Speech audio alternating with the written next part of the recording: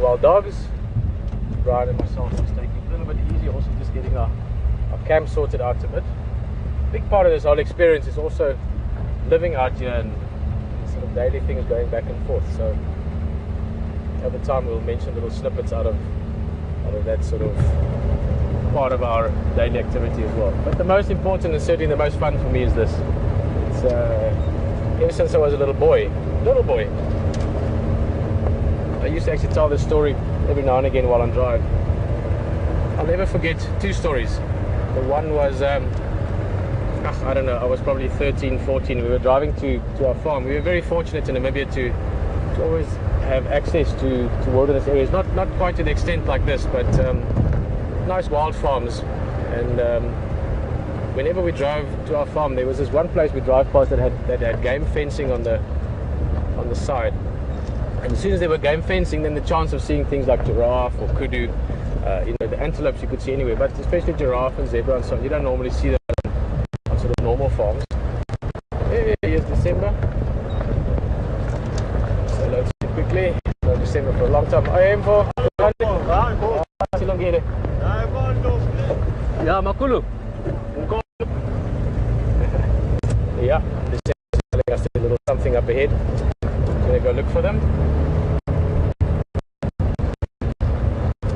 So, whenever we drive past game fencing area, I'd always be looking out the car window, really hoping that maybe today I see a giraffe or a zebra. And sometimes you'd see people driving on the inside with a 4x4. Yeah, that's so cool to be able to work in a place bigger like this often. A bigger reality than I even thought for myself. I ended up spending a large part of my life at some degree or another working in not only areas with giraffe and zebra, but the real stuff, the big stuff, the elephants and the lions and the leopards. So very fortunate thing. So to do this, that's actually what the whole point was. To do this, to go for a game drive, even if it's 40 degrees Celsius, that just makes you realize that you are alive, because when it gets cool you feel so much better. That's something that's always been a dream of mine, and it still is. There's few things I'd rather be doing than this. Except maybe, rather than doing this on my own, I would rather be doing this with people being able to join us from all over the world. So, big welcome. New friends, people that maybe are just curious.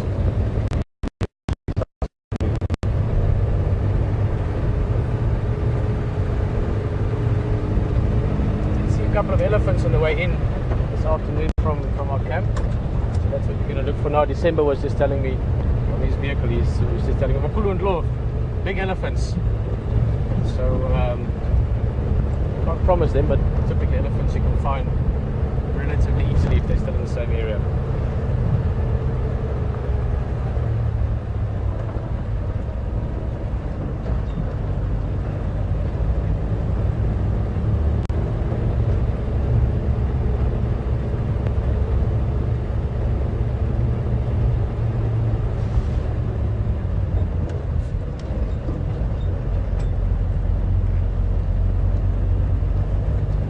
Stations, in and out and drive.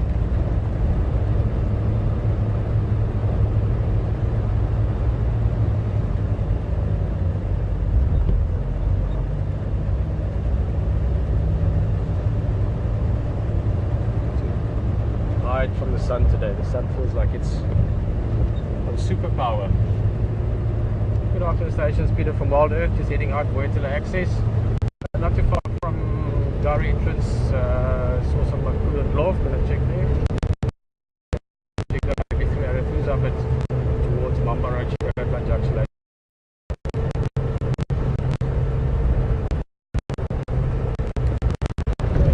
That's what I'm doing, and I'll tell you a bit more about it just now. I'm just checking in with the other game drives. Now we are lucky to be, or to have access for Wild Earth in two different areas. So the on this side, area, Djuma, other one is Arathusa on that side. And even though the guys work closely together, normally you only drive certain areas. So just have to check with the different guys, tell them we are going out, and just also get the update. So maybe someone found something in the course of the day that is new from this morning. So that's basically all we're doing. It's just coordinating with all the other guys out there, also guys that know this area extremely well. They work here day to day for many years. So it's invaluable in our ability to find game. And and also very important to keep the relationship not only healthy, but on a professional level in terms of the radio communication and so forth. Just listen to what they're saying. Parla there, running away. It's a young male. This is not too far from the area where the wild dogs this morning found themselves something to eat.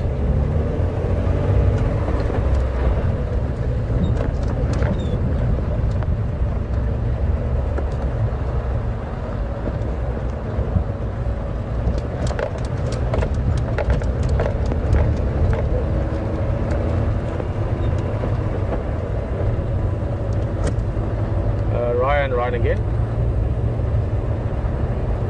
Hey Ryan, video Wild Earth. I might be making a turn through Arathusa later on. Any updates?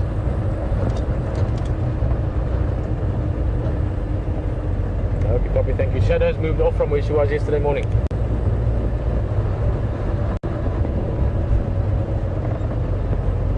Okay, copy. Yeah, I might then go in Red Dam, down that Marakene Donga, which is a lovely area. And I'll give you guys a shot if I get anything. But Makula Madon Law was also around there yesterday.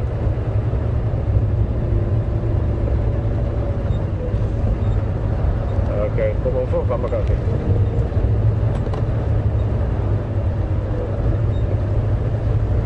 Alright, so no specific updates from the western parts, but we'll go look around there.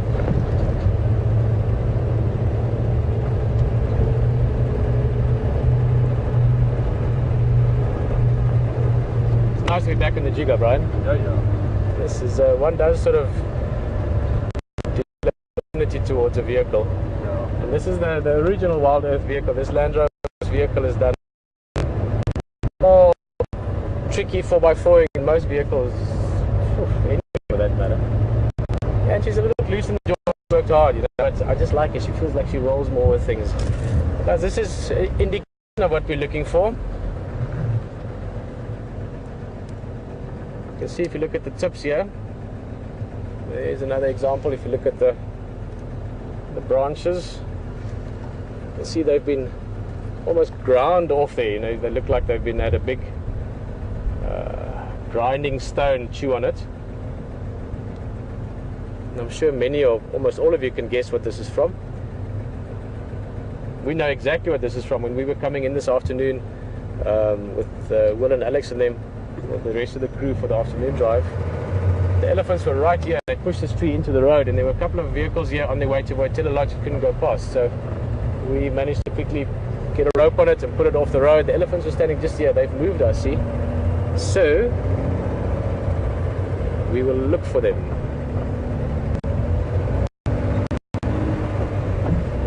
I'm guessing they would have moved towards water. That's what I would do.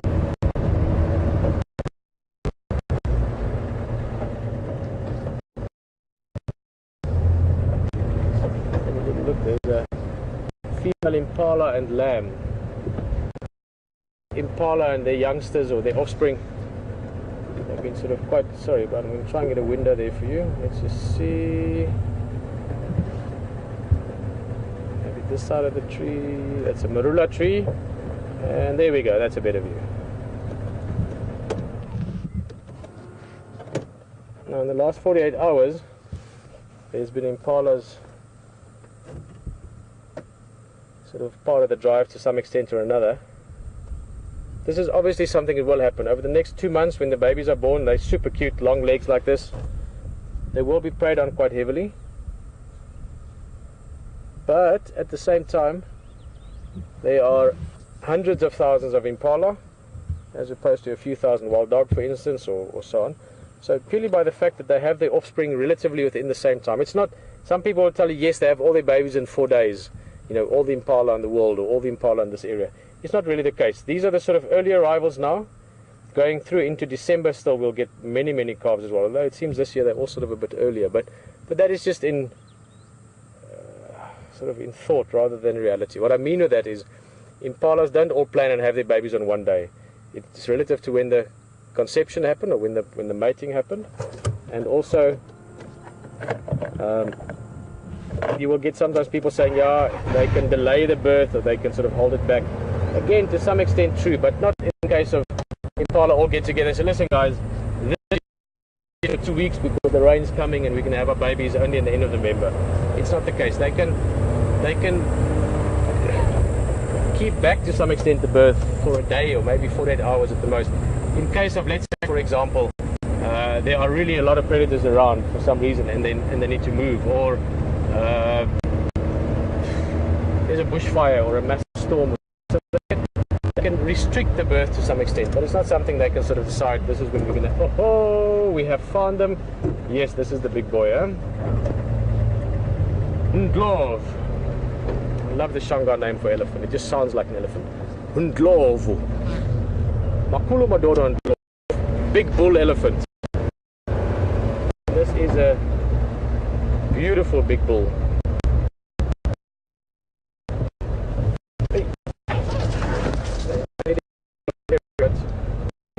See them a bit.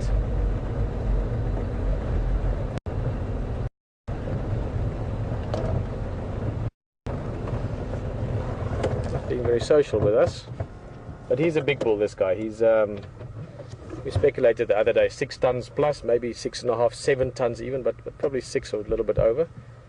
Give you an idea in pounds, that is times 2.2, so that's 13,000, give or take a few pounds. 13,000 pounds, and just like that they can disappear. It is because the reason he could disappear behind that bush is that bush was a magic quarry. There goes the second one. There goes the second one.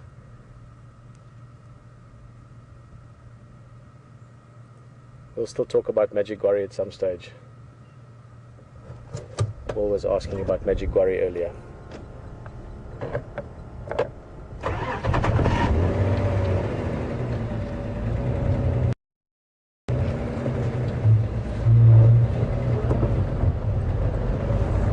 Let me show you the magic quarry.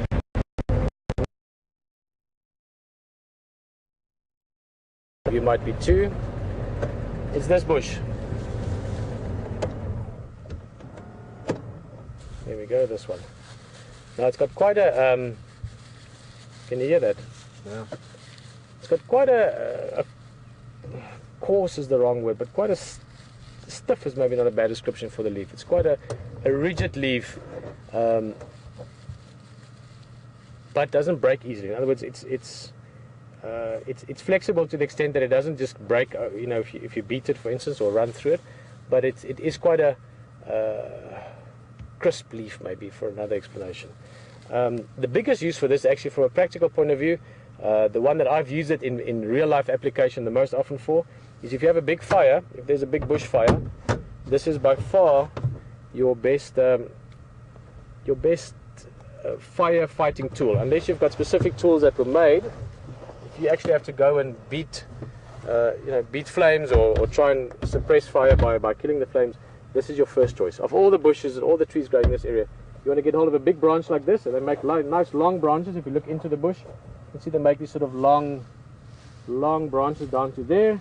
You chop it off there with a machete or a panga, and then you've got these clumps of leaves at the end, and you can really fight fire well with it. These leaves don't burn easily, and they're tough, so you can really beat with it, and it works. The other use, let me try and get a decent piece here.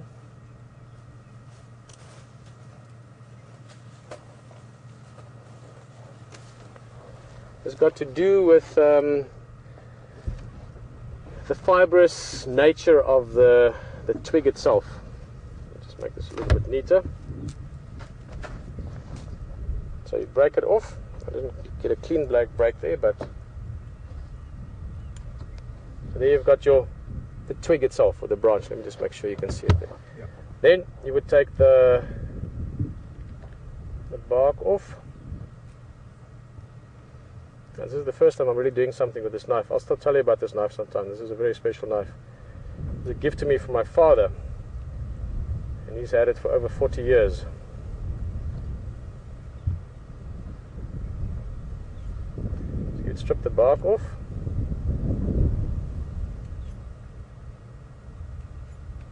My father is a very big part of my life still, but also a very big part of my life in terms of this, in terms of the bush, and in terms of my openness to nature and the experiences I've had, and it's played a very big role in my life. Still does.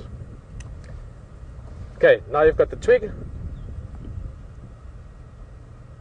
I don't know, now that I'm getting older, my teeth are a little bit harder. This actually works better sort of deeper into summer, because at the moment it's very dry, so the moisture in the tree is down to its sort of minimum. Here by midsummer, when it's raining a lot, this gets very nice and soft because it gets swollen with moisture. So I'm going to give it a little bit of a tap. So you can do this with a stone as well, or just chew it a bit. Okay, there you can see now a bit of a chop. So basically you want to, there we go, it's starting to look like the right idea. Sorry, Brian. Okay, so now you're getting the nice bristly effect, and this is quite tough. This is the actual twigs. If I bring that closer to you with that, how is that? Is that too close? A little bit too close. How's that? Yeah, that's fine. Let me zoom in. What's your minimum focal distance there? It's just too close. Yeah. How's that? That's decent. Okay, nice dark background. Okay, so this now you could use like this. I hope I didn't eat pepper pizza this afternoon. When you just do, it actually feels good. Can you hear it? A little polish. Now, I didn't bring toothpaste along, but you can do good ash, especially from hardwoods, your red bush willow, leadwood, your really, really hard woods. They burn into this beautiful clean ash, and you can use that as well. All right. So we're going to just move along with our toothbrush in tow. So there's just another vehicle on the road behind us. We want to go ahead before them. It's one of the delivery vehicles.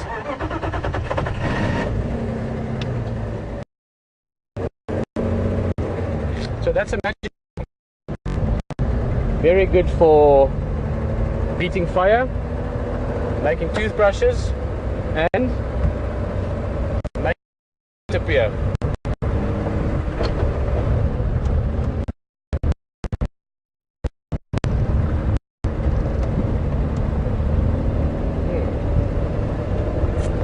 See, look at that. Nice big smile. My little girl is 3 years old, Sydney, and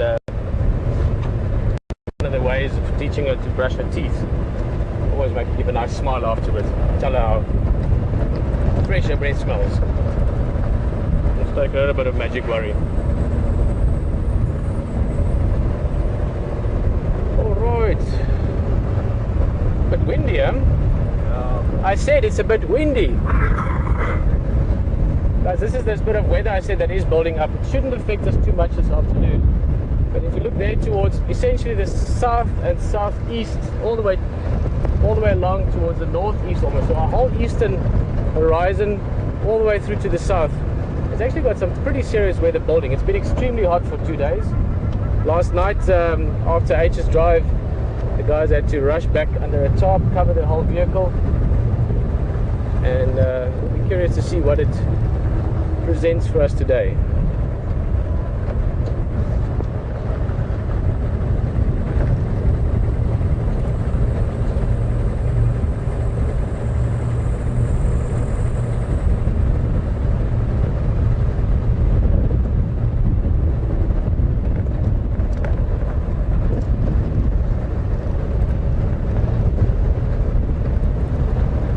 Jack. Hi, Jack. There's a story about that. I think I told it to you once actually some years ago, a joke that was quite common in South Africa, the hi Jack aspect. But Jack is from Long Island. I know Jack was in the police force for a very long time and has seen a bunch of things in his life, Jack, and I'm glad to know you were one of the people that shared that amazing experience with us a couple of days ago with the wild dogs at Buffelshoek Dam. I know that even the hardiest of characters, which I know you one of them, was touched by that. So nice to have shared that, and I'm sure you'll agree. Jack was just asking if an impala loses a lamb, like what happened this morning with the wild dogs, whether she will have another lamb. The answer is yes, but not this season. Impalas, they've got a rutting season, so a mating season, which is why the lambs are all born within a relatively similar time to each other, and that is around May, June, between July, but May, June is the main rutting season. So that's when the males are all competing to mate with females, and also that's the benefit of the females, to have all the young relatively in the same time frame, but also the young of kudu and steenbok and all the other antelope. So in a way, that's the safety for the youngsters. Many baby impalas will get eaten in the next 2 months by wild dog, leopard, lion, hyena, and so on. But purely from numbers, because there are many of them will survive. In a way, I mean, we'll talk about this some other time, but you get K-selective and R-selective breeding approaches. So the one is where, like a frog lays hundreds of eggs, and sort of leaves many of them will survive purely from the numbers. Then you get the other version, which are ones that invest a lot of time and energy into a specific individual. That would be like, for instance, humans would be an example. And you put all your effort and energy into ensuring of that 2 or 3 individuals in your lifetime. Impala sort of have a mix of those. Per individual, the female puts a lot of energy into one lamb, but to an extent, as a species, they're looking at large numbers for survival. So anyway, just to put that in the back of the mind. Jack, but in short, yes, she will have another lamb, but not this season. Obviously, the gestation for impala is just over 6 months, so she will need 6 months at a minimum to be able to have the lamb. But if she was to mate now, she would be only one of some impalas having a lamb next winter, which means that safety numbers aspect is gone. But also, winter is not a good time, because then the resources are limited. There's not that much food, there's not that much water. It is by far the best for impala and other herbivores to have the offspring now, because the rain is coming, as we can see today, and when the rain comes, there's lots of food, lots of resources, and again, that gives a good opportunity for the youngs to survive. Also, they need hiding places. They need thick grass and lush vegetation, so the youngsters can hide from predators.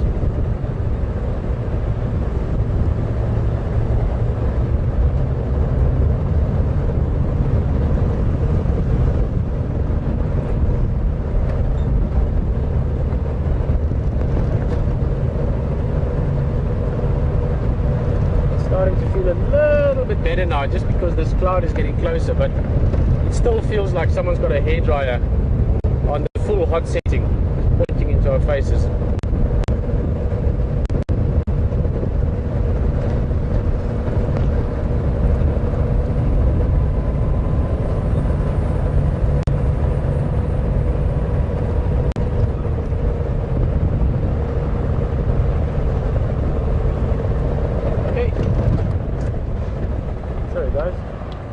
A helicopter. Not sure what, they could be looking around for something or someone. Could also be a couple of the landowners here own helicopters. If they live not too far from here, they can fly in quickly if there's something happening at the lodge, or they want to come visit or see something. That one is flying towards Arathusa lodge, I think. Can we see them, right?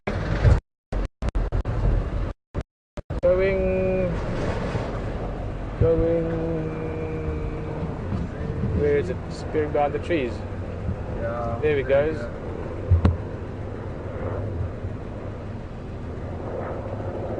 Looks like it's heading towards Arathusa lodge, maybe. Maybe a guest flying in for a little private safari.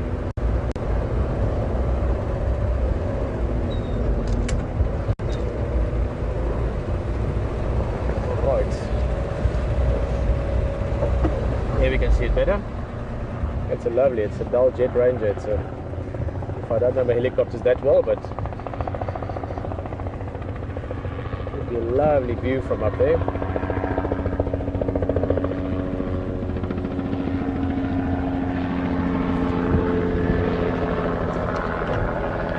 Right.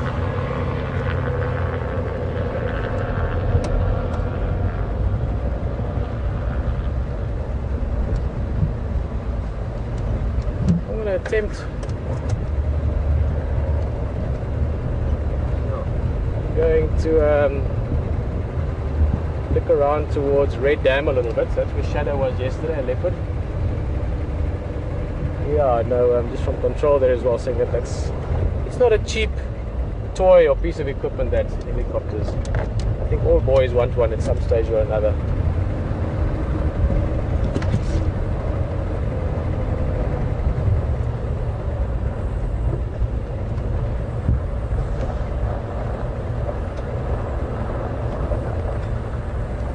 Ryan again.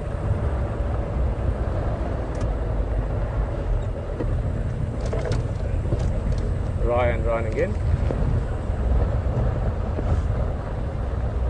In the Arathusa station, that copy.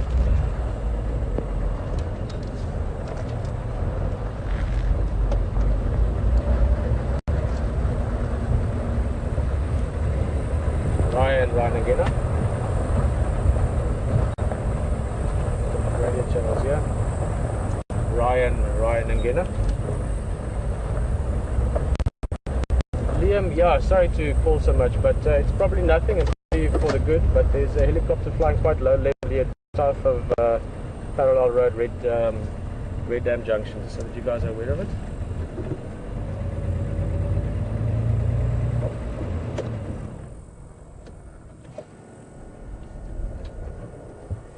Yeah, I'm just going to have a little look in there and check around the water itself if there's anything around.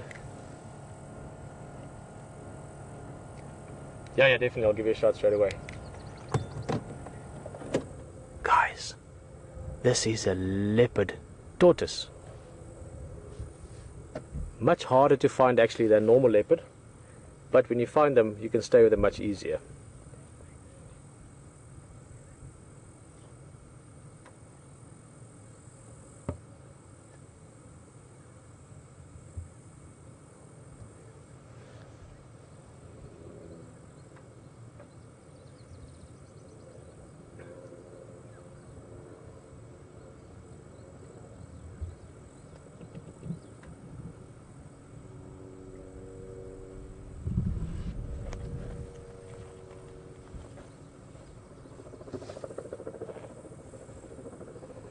Thank you, Will.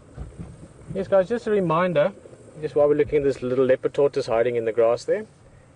We, as you know, and if you don't, maybe you've just joined us for the first time today, we are technically in rehearsal stage. We are getting ready for a very exciting thing for many of us on many levels, but certainly for Wild Earth, for Big Cat Week with National Geographic Channel, end of this month, going into December.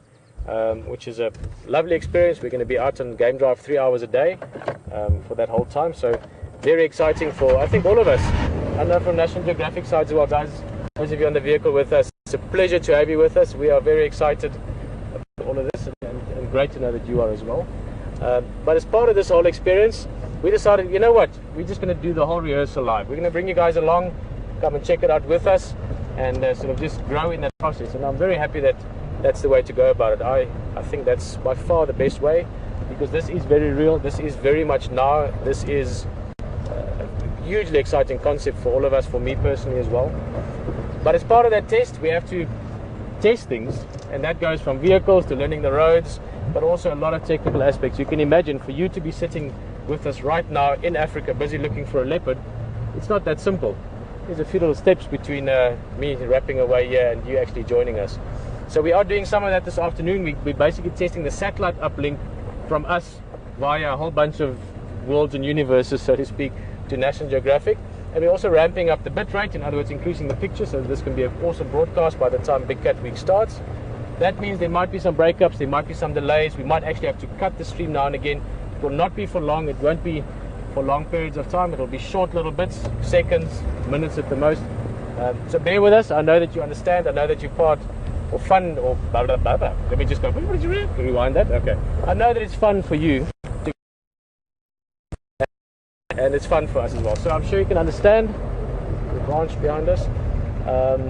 But if that happens, that's the reason why. We're busy changing a few things and testing the satellite connection, if you want, all the way through to the rest of the world, to Nat Geo and to everyone else that's joining us.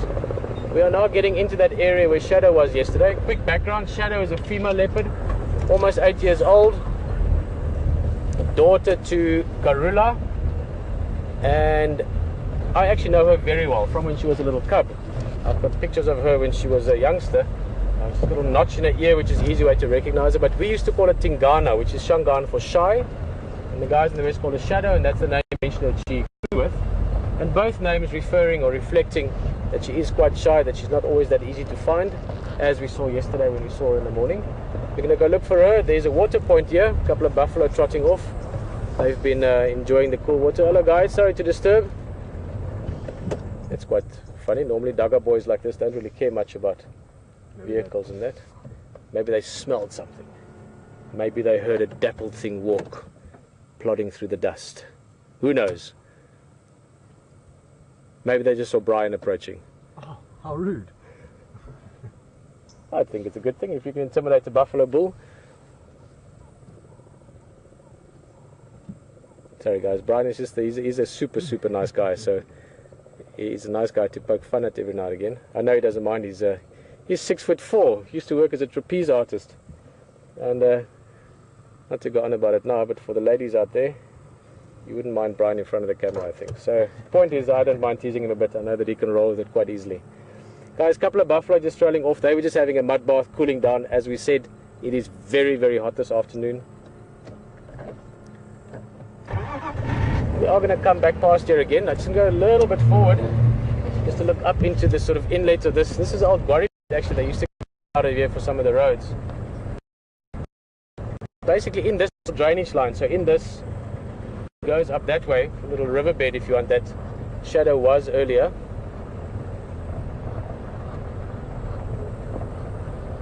Let's have a good look up it.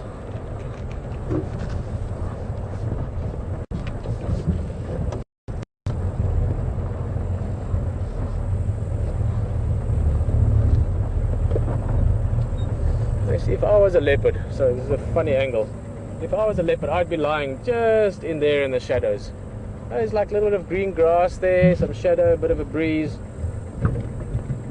But then again, I'm not a leopard.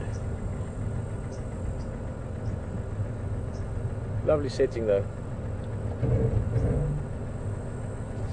All right.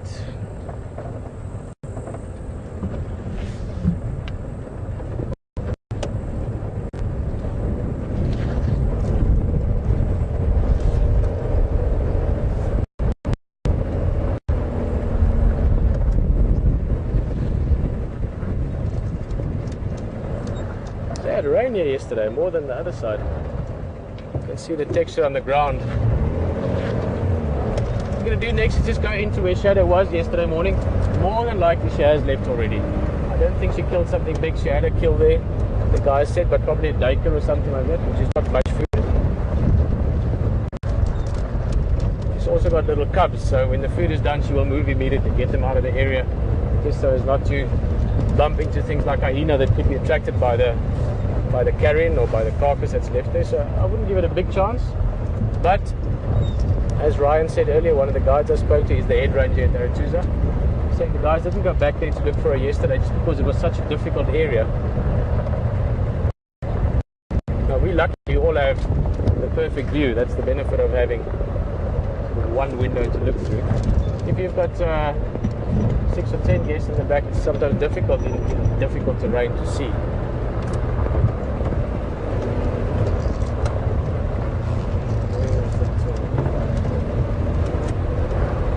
There we go.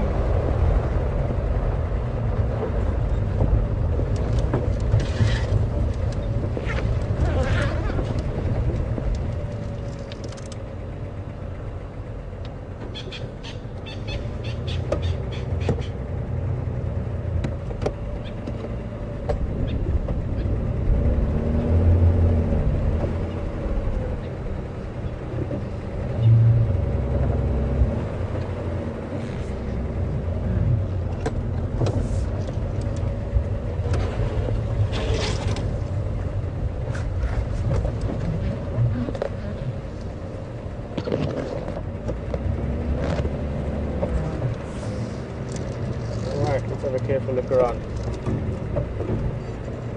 Liam again. Now Liam, if you're looking for that Makulu and Blanc for the collar, he was Going into Samambili, close to the Gari Gate. No, this afternoon. We saw him going to on the way to control room, and then on the way through we saw him again just disappearing into Samambili. I would say 150 meters or so, right from the you can see the spawns across there.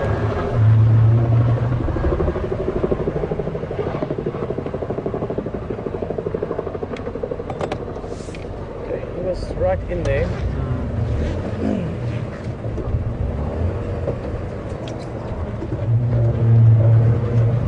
Sorry guys, this is a spot.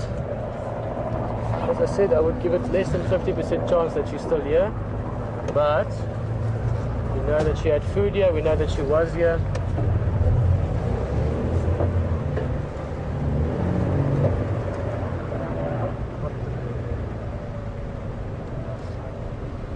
There could be about 1,000 leopards here and we wouldn't see them.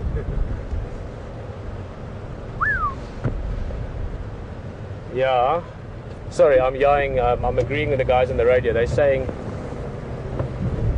the Mvula kom erg, which is about 3 different languages, saying the rain she's coming. The wind just picked up and the clouds are building. I think I'm going to have one more look in there for the leopard. And then you know what? I don't think the leopard is there, and it's very thick, guys. What I'm going to do is I'm going to have to head back towards camp. We're going to keep looking around, see what we can find. But if this hits us, which I actually think it is very likely going to do, we don't want to be caught with our proverbial pants around our ankles, because look at that. Ooh, it's coming. It's coming in the big way.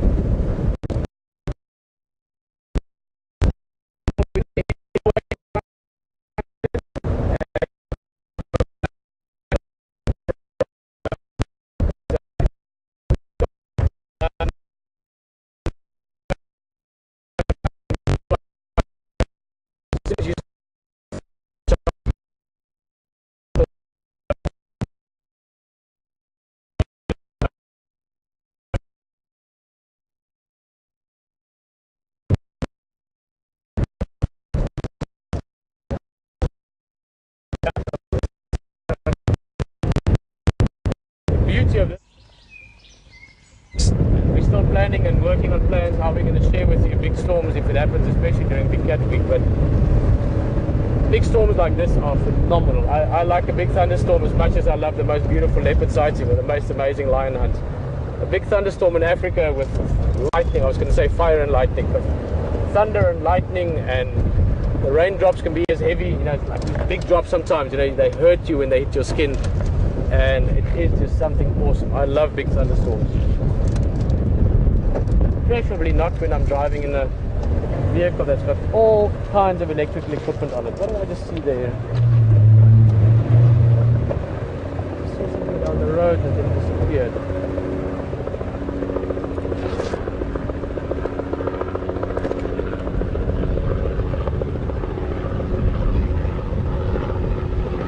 Okay guys, this is Willem in there.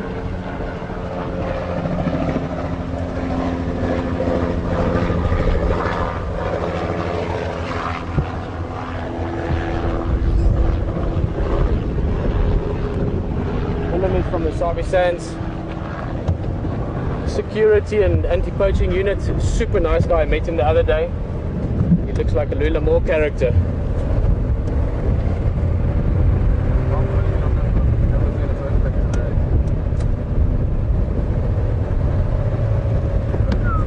I think we should go for wait till I access her. I'm concerned about this weather. So I think the fastest way back to camp for now is the most prudent way to approach this.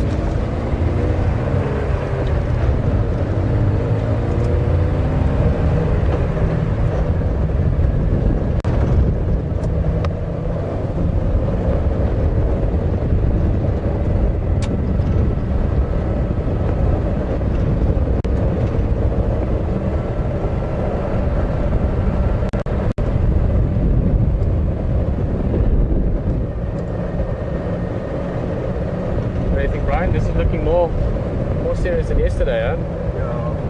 Yesterday a lot of it blew over, but this is already hitting the ground in the distance.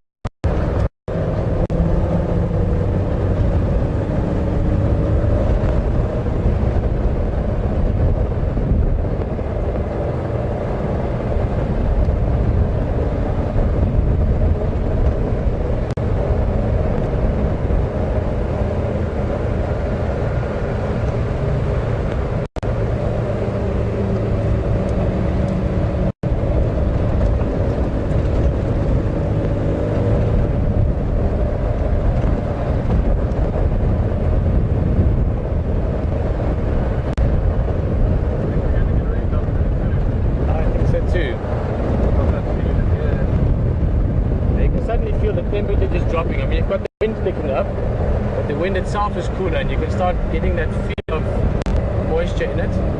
And what Brian's saying in the back there, sorry, it's a bit windy now that I'm driving. That this might be hitting us. Beautiful view. If you look this way, you've got that amazingly deep blue sky. Just look at that. You've still got sunshine to the west, so you've got sunshine hitting those lovely clouds, cumulonimbus clouds, thick sort of heavy rain clouds or thunder clouds, and that can be quite a bit of rain.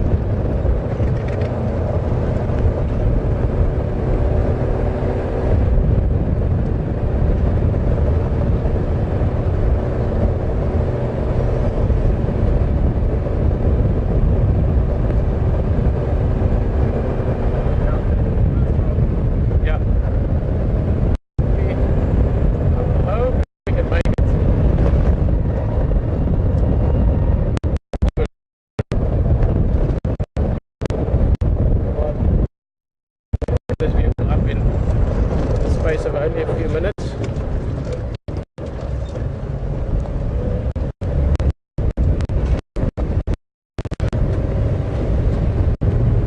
So that's just to some extent. It sort of is moving in sort of a northerly direction. So might be missing us to a little bit, but the wind on the ground here is a bit more northeast. So I certainly think north of us into Manileti is going to be falling properly. Should have a nice cool camp tonight, smelling like sort of newly wet dust.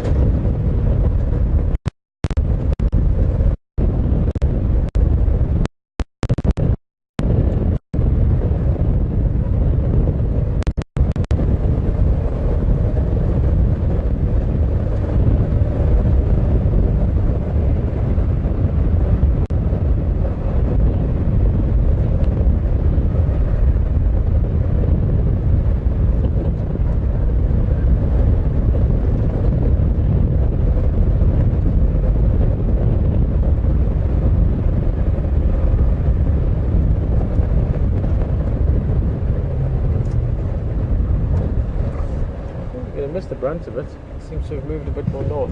Now this sounds like it changed very suddenly, but what's happening up there and what's happening down here is not always the same. In other words, you've got the front moving in, and we might be feeling a wind. The wind that is blowing for us, still is blowing for us, is a strong sort of northeaster which is coming from that direction. But the cloud mass itself is actually moving north. Quite to the right.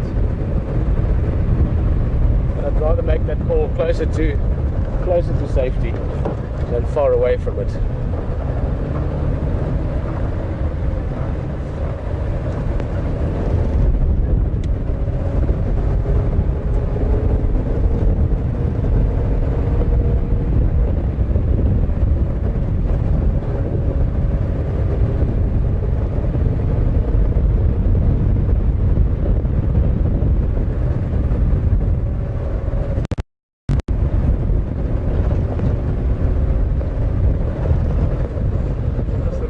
impalas.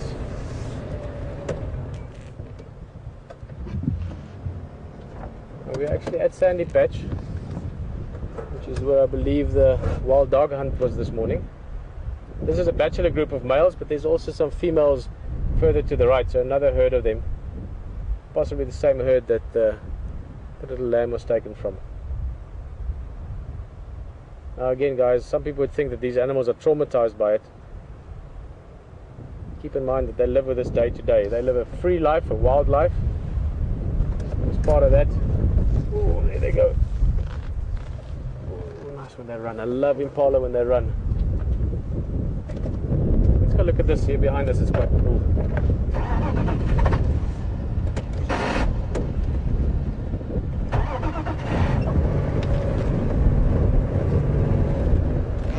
They're also enjoying the bit of coolness in the air suddenly.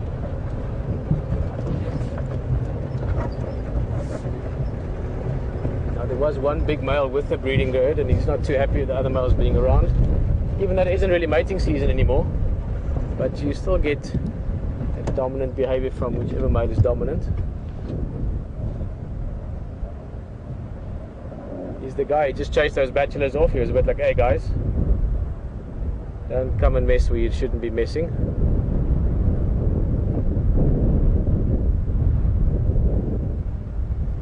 There you can see, turns around, he faces them again. Look at him, beautiful condition, healthy, strong, in his prime. He's probably, looking at his horns, I would say 4 years old, maybe 5 years almost. So really in his physical peak. And he's just giving that little head up, sort of casually but proud stance, and that just shows the other bachelor guys, the younger ones there, that thought they might come and chat to the ladies. He's just reminding them that, hey guys, this is my area. There's the females, or the ewes. Now, those are mostly pregnant still. The one you're looking at sort of in the middle there, she's definitely very, very pregnant. She'll be having a lamb within the next few days. One or two of them might have had their lambs already within the group. Look at the wind. You can see, I mean, you can hear it as well, but really tugging and swaying at the branches.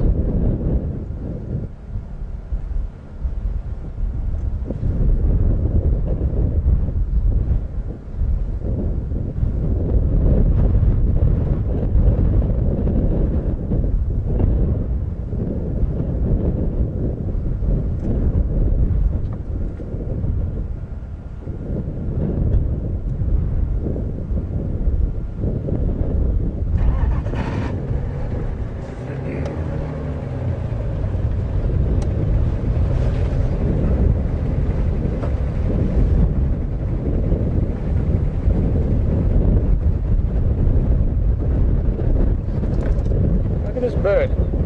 You don't see them that often. Fairly common bird though. It's a little bit overcast, so you only get that blue sheen every so often, that iridescent color. Lovely coloration, and that orangey yellow eye, or around the eye. This is called a glossy starling. Running around catching some insects, probably some ants or something running around there. Termites or something of the sorts.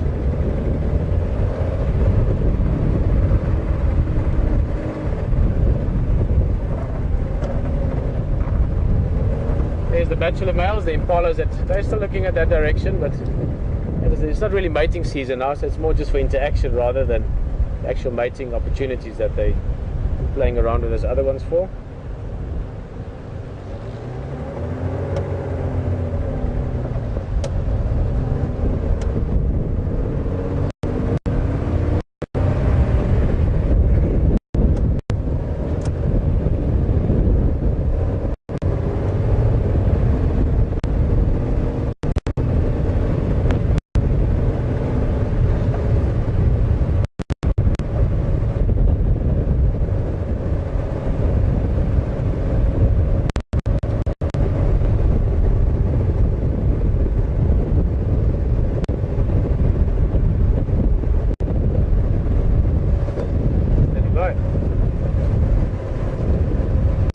No, so I was going to give it a shot. I had a quick look in there, didn't see anything, nothing at Red Dam.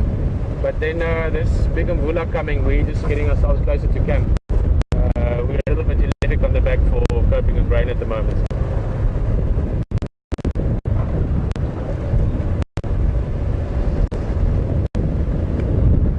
We got Tenkozo? Okay, copy. And presumably the Mampin part will be somewhere in that Skobani that you'll hide. Copy. Any luck at big and low? Alright, so yeah. That's about probably 3 o'clock.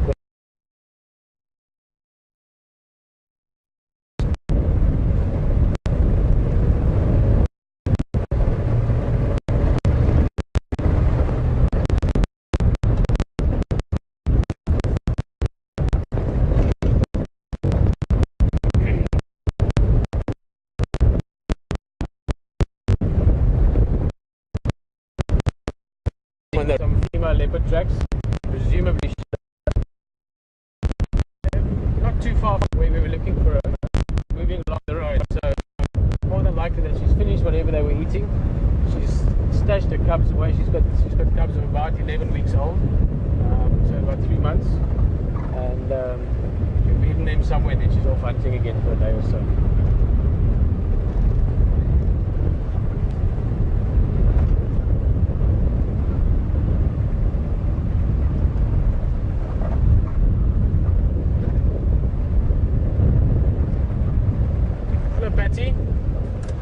Patty's just wondering, on average, how many miles do we drive per day?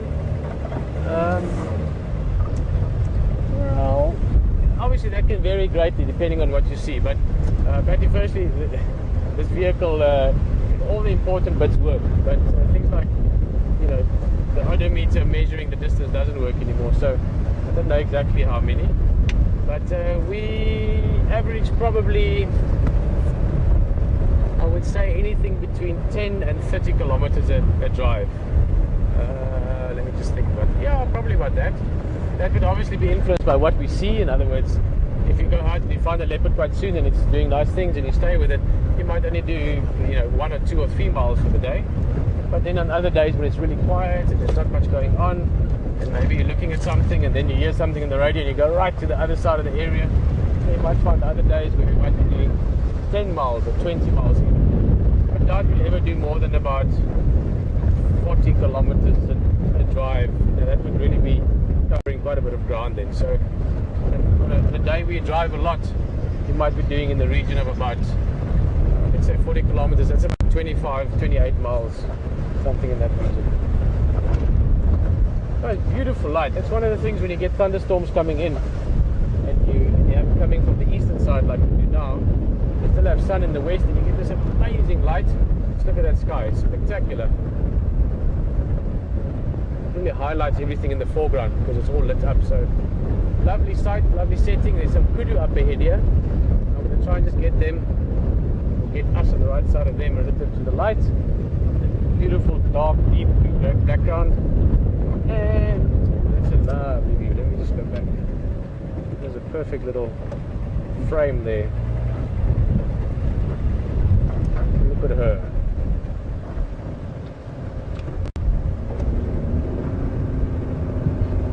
Look at that. Against that beautiful background. Now that's a kudu female or a cow. And she's eating those little low shrubs. Kudus are browsers. I have seen kudu eat grass. It's not common. And often people think they're eating grass, but normally they're then eating some kind of a little plant that's just growing low down and eating the leaves from it. They prefer leaves.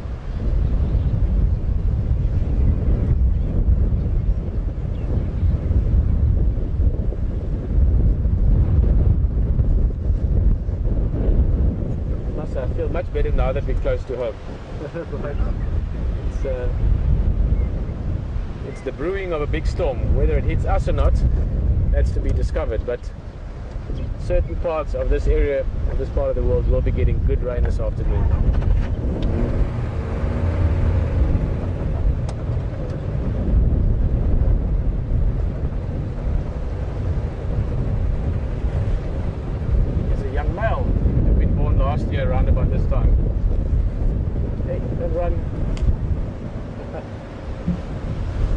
be a little bit jumpy when it's weather like this, and also they're a bit in the open. Kudu like being in thick bush.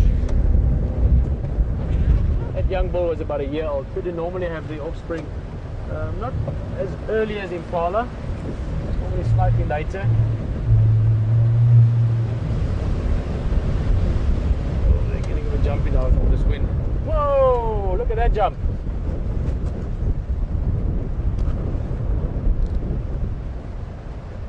Yo, that was a nice jump. I don't know if we actually saw that. It was a bit quick. Stunning antelope. I absolutely love kudu. Let's go closer again.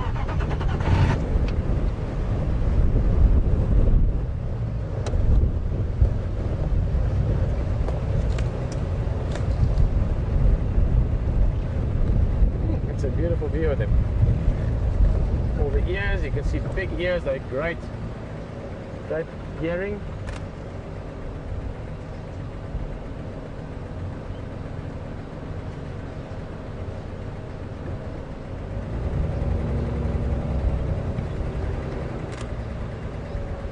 That guy's quite jumpy, full of energy.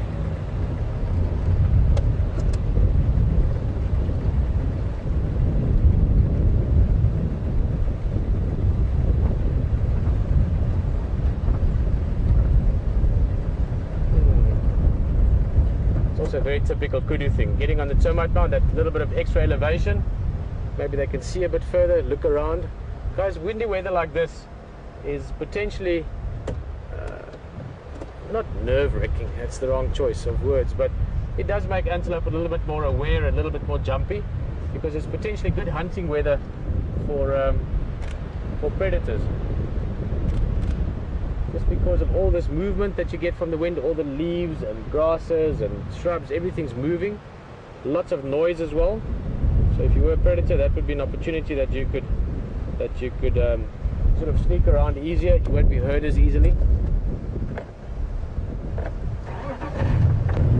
Let's stick with these kudus a bit. A little bit of jumpiness, not because of us, it's just because they sort of getting into the swing of things. There's definitely a storm coming. It now looks like it might be heading our way again more than I thought a few minutes ago. We're literally sitting in it's like a hole above us in the sky. We're surrounded by cloud, but especially towards the north here.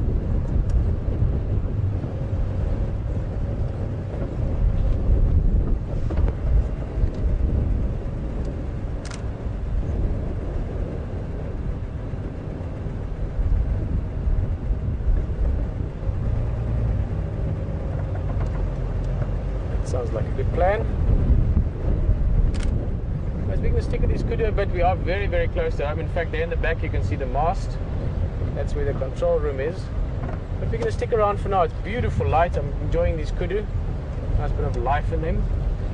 And if the rain comes, which I think it's going to do, we'll be running for home. And we will get ourselves under a roof. And as soon as we get that, it'll be nice just to answer a few questions and maybe chat a little bit. So if you have any questions, maybe about what we're doing, what's going to be happening in the next few weeks, where we are, maybe if you're new with us, feel free to send a few through and we'll answer a few of those while undercover. But for now, we're close to camp and we'll be able to make the call close enough to the rain to get there in time. So I'm not going to go in just yet, but let's see.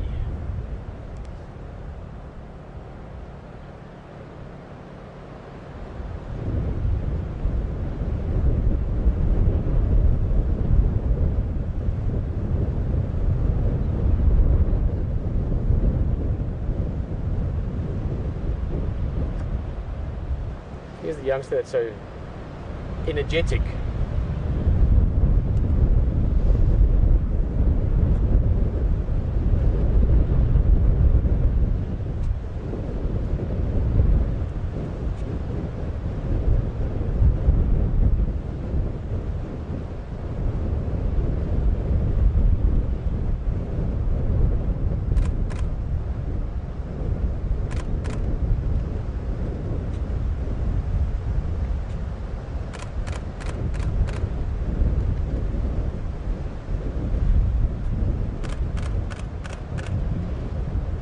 Oh, they're beautiful when they run like that. One of the most graceful of all the antelope. Ooh, it's coming close. The thunder, I saw a bit of lightning. The kudus have decided they're going towards thicker stuff. Let's follow them a bit more. While we follow them, Tony from Ireland. Hello, Tony. I love the Irish accents, one of my favorite accents. We met someone the other day in camp. He had this beautiful Irish, what do you call it, lilt or something to his accent. Anyway, Tony's just asking if antelope grow their horns back, or he's specifically asking about impala that we saw earlier, kudu now, if they break the horns. Tony, no, your deer do. In fact, many of the deer, as you know, they grow their horns seasonally sometimes even, but it's a different, what's the right word, composite or composition, the horns of antelope. It's actually part of the skull, so you actually have a horn or a bone growth from the skull that is then covered in this sheath of keratin, or sheath of hair really, the hardened hair, which is different from the material that deer horns grow from. And if it breaks, it doesn't grow back. So if impala loses a horn, we'll see one-horned impalas at some stage or another driving. Then they just have whatever remains. Okay, there the kudus are happier now. They're going into thicker bush. That's the kind of habitat they're happy with, or happy in.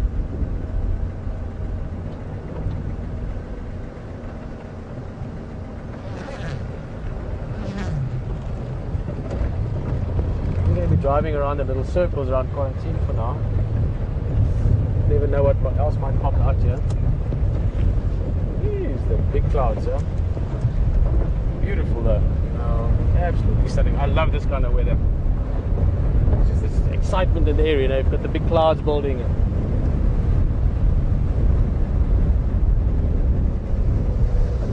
Alright, guys, as we mentioned earlier, we are doing tests, and we're doing the satellite test to, amongst other places, Washington for Nat Geo.